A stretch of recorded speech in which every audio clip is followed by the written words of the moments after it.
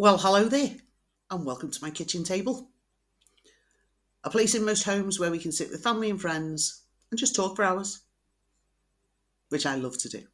Talk, that is. Let's see where we're off to today. Oh, before we go there, just so you know,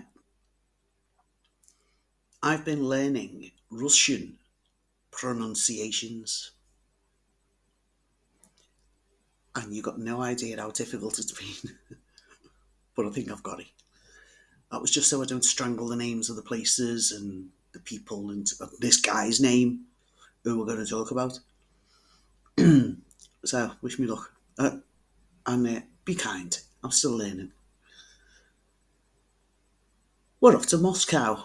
Yes, it's Moscow, not Moscow, which is how I've been pronouncing it all my life.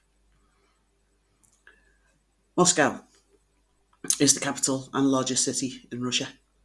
The city stands on the Moscow River in central Russia, with a population estimated at over 13 million residents. And that's just within the city limits. Because it also has an urban area that has an estimated 18.8 million residents.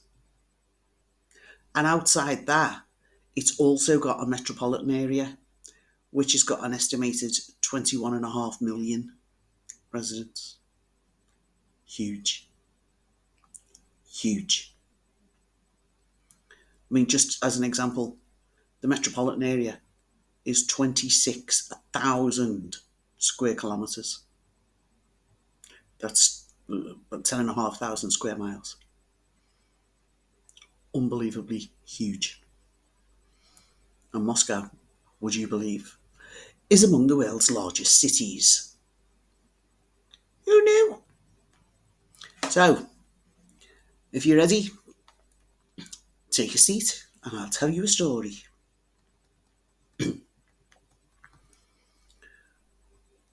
Alexander Yuryevich Pichushkin, also known as the Chessboard Killer and the Bitsa Park Maniac, is a Russian serial killer who is believed to have killed at least 49 people and possibly as many as 60. And he did that between 1992 and 2006. Alex was actually active in Moscow's Bitsevsky Park, also known as Bitsa Park, so that's what we're going to call it, where a number of his victims' bodies were found. And this place is huge. Huge. You think Central Park is huge. We're downgrading that to big. Because that's only 800 acres. This place, 2,700 acres. Mostly woodland or forestry, whatever you want to call it, with paths and hiking paths and stuff like that going through it. Walking paths, hiking paths, etc. Nature trails, all that kind of stuff. But it would be quite easy to get lost in there. Alex was born on the 9th of April 1974 in Mytishchi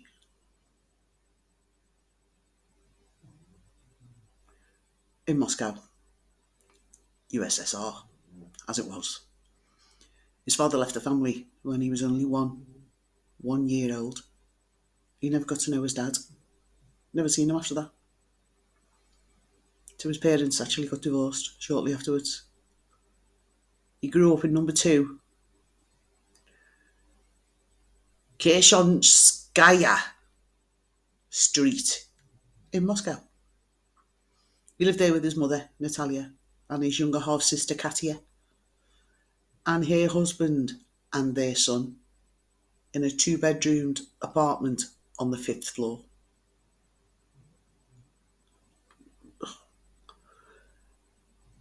Their apartment building actually was one of a set of 4. It was like 4 apartment buildings all just like standing next to each other, 2, 4, 6 and 8.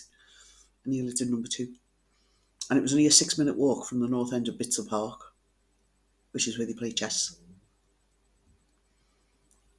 Alex is remembered to have been initially a very sociable child. He was happy, he was able to make friends, he could communicate well, etc.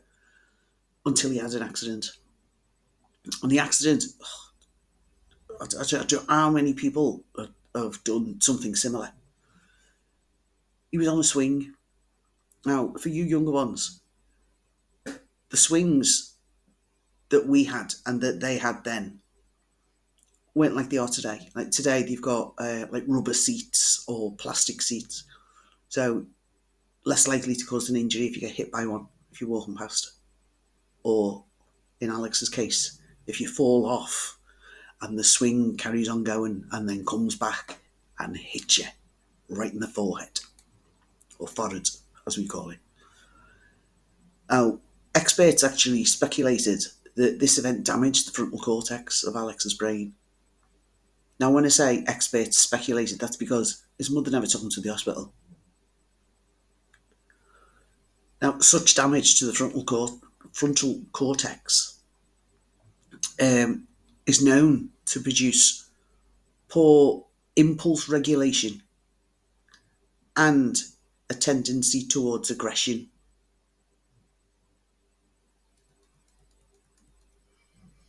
You see, since Alex was only a child, the damage would have been more severe because a child's forehead provides only a fraction of the protection that an adult's does. Adults' skulls are thicker. Following this accident, Alex frequently became hostile and impulsive. Due to his behaviour, he wasn't getting on in school. Alex's mother discovered that the school children were known to have bullied him physically and verbally. They called him that retard. So she decided to transfer him from the mainstream school that he'd been attending to one for children with learning disabilities. This abuse that he suffered there served to intensify Alex's anger. So she thought moving him might help. Upon reaching early adolescence, now take from that what you will. Early adolescence to me is like 11, 12, 13, that kind of age. But his maternal grandfather recognised that Alex was highly intelligent, and he felt that his innate talents were just being wasted.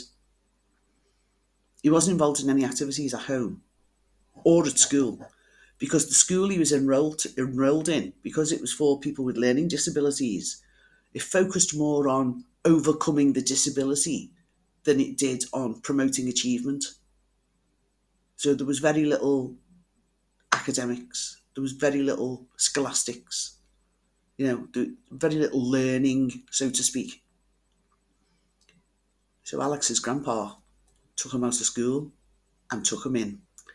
He moved into his grandfather's home and was encouraged to pursue intellectual pursuits outside of school. The deepest of these interests was chess.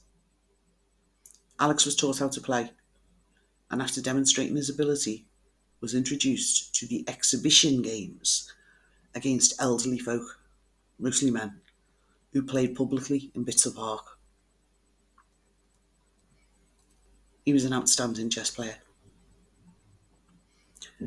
He's actually found a channel for his aggression when he was dominating the chessboard in all his games.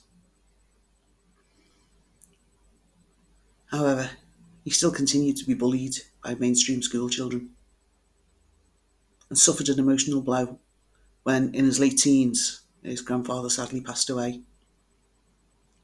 and he had to move back home to his mum. But that meant he could enrol in college, which he did. According to reports, the death of his grandfather greatly affected Alex. In an effort to both dull the pain of the loss, as well as calm his severe aggression tendencies, he started to drink. And he started to drink a lot of vodka. He continued to play chess in Bitzer Park and at home. But in the park, he was joining the other men in their games and drinking vodka. And he actually found that he was better drunk. He played better when he was drunk.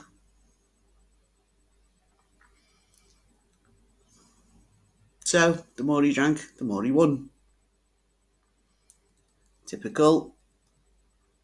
It was at this time that Alex began to develop a more sinister hobby. And bear in mind, he'd been bullied most of his life from like the age of 4. So he'd been bullied by kids. So he decided to bully some kids. But what he'd done is he took his video camera out and he'd go looking for a kid playing on their own. And he'd pick on them. And he'd tell them what he was going to do to them. The kids were terrified. Absolutely terrified.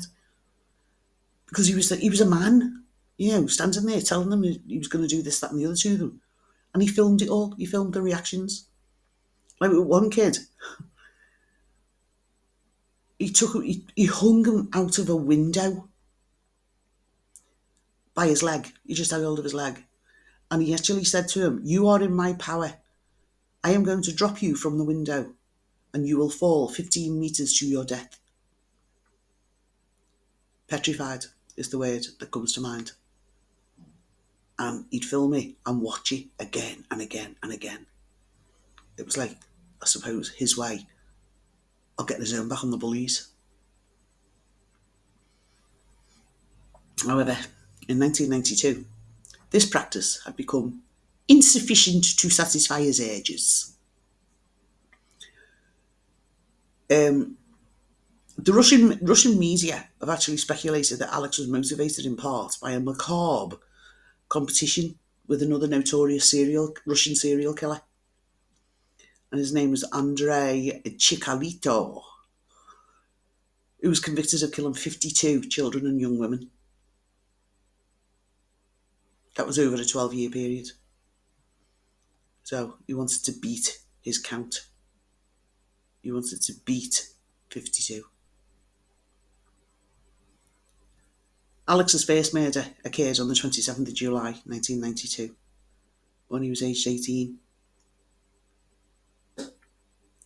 I keep imagining the conversation that would have happened with these two, Alex and his mate, Mikhail Odichuk. I want to kill people. So do I. No. Yeah. Okay, meet you at the park later. Great, yeah, we'll make a plan and get started. Do you imagine having that kind of a conversation now? You told somebody you wanted to kill people, they go, right, bye then. Anyway, so that's what they did. They met up. They made arrangements to meet at the park to discuss a plan on how they were going to kill 64 people. But when they got there, Mikhail had changed his mind. Didn't want to do it anymore. So Alex strangled him and threw him down a sewer outlet, intake thing. Oh dear. His body has never been found. He later told the police, quote, "This first murder, it's like first love. It's unforgettable," end quote. Well, it would be unforgettable considering his first murder was his best mate. After Mikhail's disappearance, Moscow police opened an investigation, and witness testimony provided to the police stated that Mikhail was last seen with Alex walking towards the park. Alex was arrested at his mother's home on the 30th of July and taken to Moscow police station for questioning. He was asked about his schedule on the day that Mikhail had disappeared. Alex confirmed that he'd met Mikhail at the park, but then he claimed to have left him unharmed at the park. So because they couldn't prove otherwise, because they hadn't found his body, Alex was released. Just like that. Another of his victims, Adrian, was the boyfriend of Alex's ex-girlfriend, who he was in love with when he was a kid. Alex wasn't happy that she'd found a new love, even though he didn't want her anymore. But she'd found a new love and he wasn't happy with that. After visiting his apartment, an argument started, which culminated in Alex picking up Adrian and throwing him out of a window, which made it look like he'd taken his own life. But he hadn't. Alex had done it. The police agreed that he'd taken his own life and no investigations took place. He ceased killing for several years, until 1996, when Russia placed what they call, or what is called, a moratorium on the death penalty, which basically means they've put a hold on the death penalty. They've, just for now, a temporary hold until further notice. So they placed a moratorium, which is a temporary suspension of an activity or law until future consideration warrants lifting the suspension. Like I said, suspending the death penalty until further notice. On the 17th of May 2001, Alex was at Bitzer Park playing chess with a 52-year-old man named Yevgeny Pronin. At the end of their game, Alex invited Pronin to take a walk with him, claiming that it was the anniversary of his dog's death and he wanted to go into the woods to where he'd been buried and drink a toast to his dog. And he asked Pronin if he wanted to go with him, and he went, "Oh yeah," because he knew he was going to get vodka. So he went with him. When they got there, Alex pulled out a bottle of vodka and offered him a drink. The man made a toast to the dog, after which Alex hit him over the head with the bottle and threw him down a sewer drain.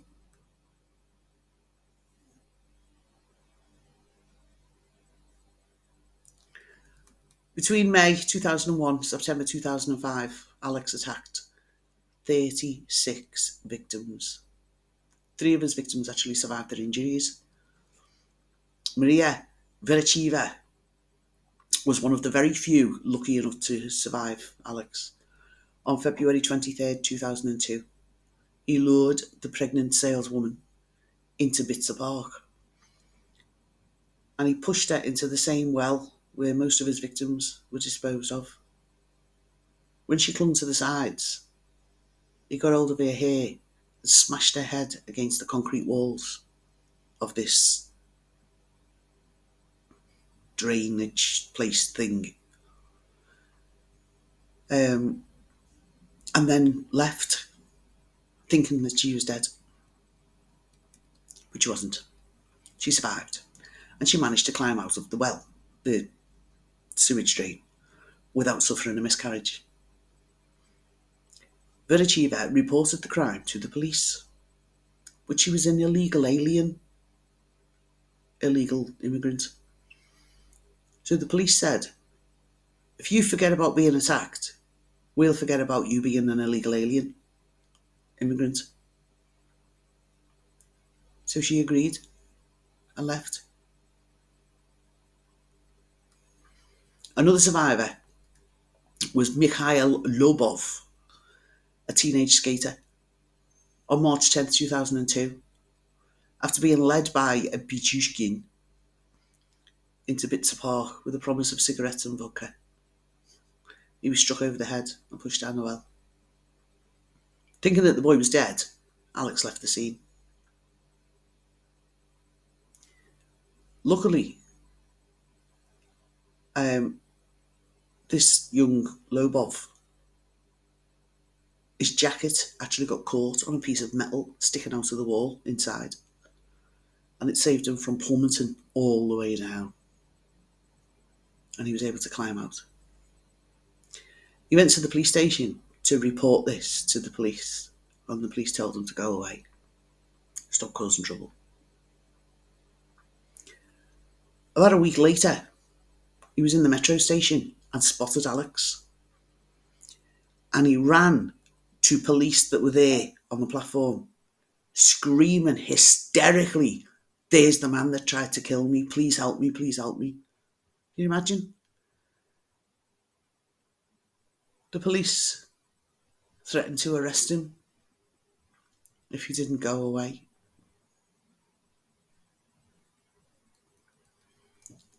They haven't got a lot of time for trouble, Russian police, have they? On November the 15th, 2003, a neighbour, Konstantin Polikarpov,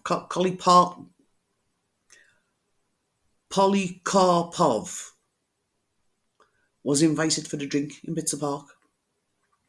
Alex bludgeoned him with a hammer, hitting him 3 times before throwing him into the well.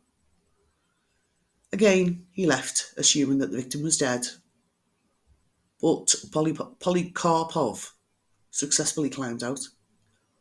But he suffered head trauma, causing him to remember absolutely nothing about the attack.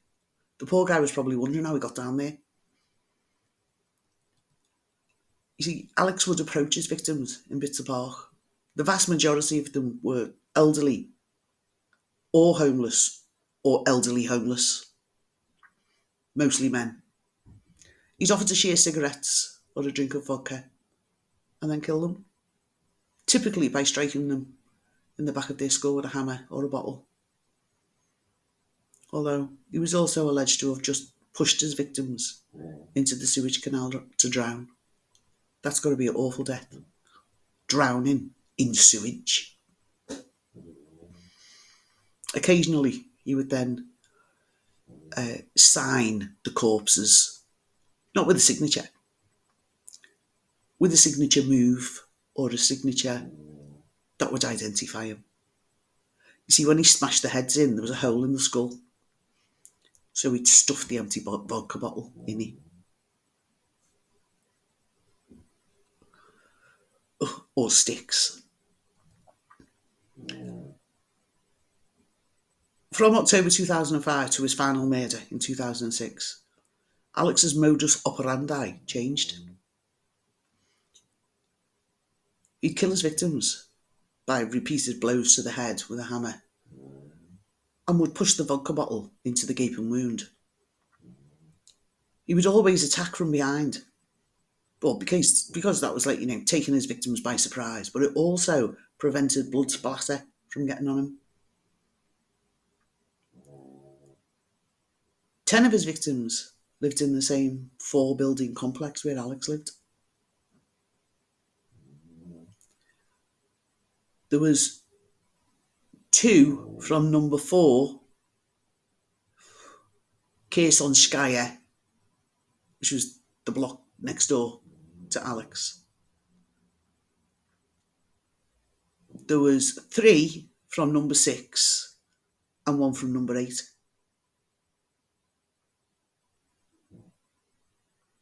Oh, and 4 from number 2, which was his block. In June 2006, Alex offered to go for a walk with a 36-year-old co-worker, Marina Moskalyova.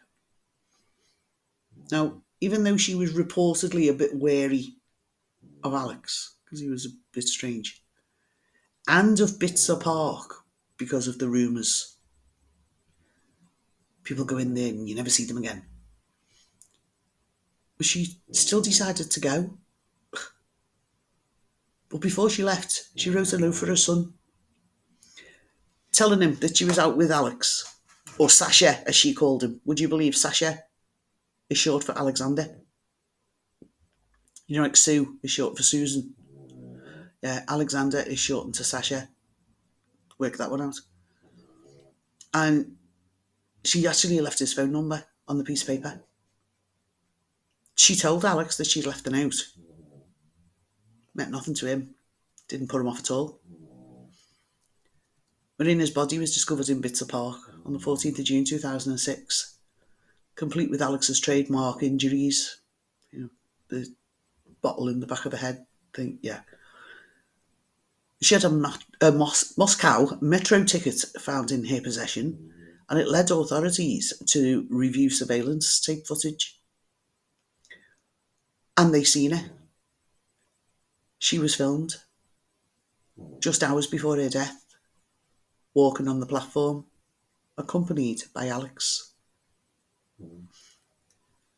The police began to take the murders more seriously when a former policeman named Nikolai Zakhochenko turned up dead, murdered on November the 16th, 2005. His body had been left out in the open instead of being disposed of in the well or the sewage drain. The police actually took this as a sort of challenge to them. All them other people that have gone missing, I've killed them, but you'll never find their bodies. Here's a body, come and find me. That's how they read it.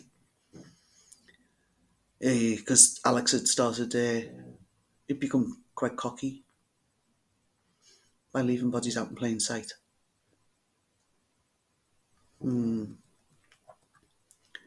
Once he was apprehended, Alex led police officers to the scenes of many of his crimes in Bitzer Park and demonstrated a keen recollection of how the murders were committed. They actually get them to reenact one of the murders, and he did it like with a dummy. Obviously, he wasn't going to be hitting people over the head with a police camera on them.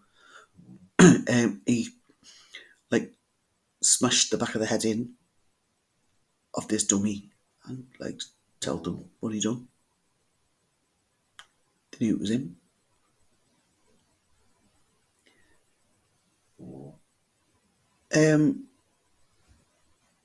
Alex also revealed that some of his murders he committed were not done using his preferred method, i.e. hammer blows to the back of the head, vodka bottle, etc.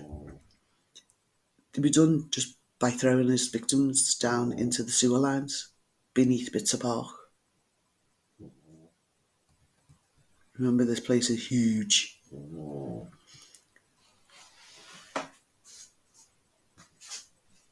One particular piece of evidence against Alex when they searched his apartment, or his room in his mother's apartment, was the fact that he kept a logbook.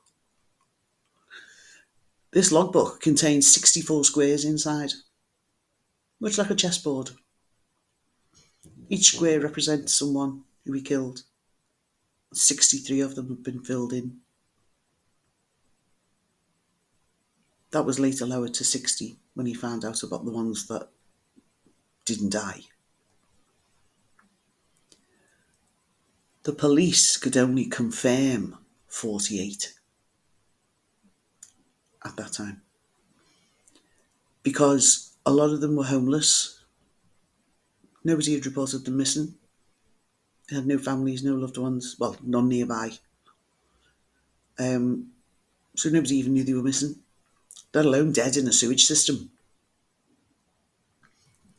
According to Alex, he idolised Andrei Chikatilo, the other serial killer in Russia.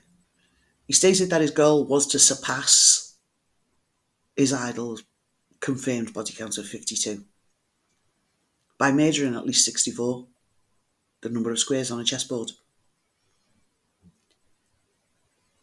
Alex actually also said that even if he did reach 64 murders, he would still kill more people, and he'd carry on killing people until he was caught.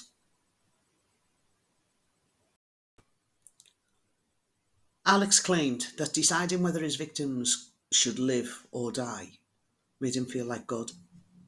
He's quoted as saying, "In all cases, I killed for only one reason. I killed in order to live. Because when you kill, you want to live." End quote. He's also known to have said, quote, For me, life without murder is like life without food for you. I felt like the father of all these people, since it was me who opened the door for them to another world. End quote. Yeah, right. After the trial lasting 46 days, when Alex was actually housed in a glass box, they don't just have like a regular stand, a regular dock, I should say, where the prisoners stand, or the inmates stand, or the accused stand, I should say. Getting this all mixed up, aren't I? He was actually in a glass box and he was pacing from one side to the other throughout the trial. As I say, it lasted 46 days. He was convicted on the 24th of October 2007 of 49 murders and 3 attempted murders. He actually asked a Russian court to add an additional 11 to his body count, bringing his claimed death toll to 60, and 3 surviving victims. That was during his trial. Upon conviction, Judge Vladimir Usov sentenced Alex to life in prison. The first 15 years were to be spent in solitary confinement. That's enough to drive you crazy. Alex appealed his sentencing, claiming it was too harsh. He's murdered 60 people and life is too harsh. Yeah. He asked for a reduction to 25 years. As of 2017, Alex was spending his days in solitary confinement at the Arctic penal colony known as Polar Owl. While he was in prison, or while he is in prison, a woman named Natalia, she's actually come out, saying that she's had mail to and from. She's been mailing him for quite a while. And she planned to marry him, starting with a formal relationship. What the WTF? Sometime after 2016, they got married. Although I don't understand how. That bit's actually pretty sketchy. Because he's in solitary confinement and he's not allowed contact with anyone. So,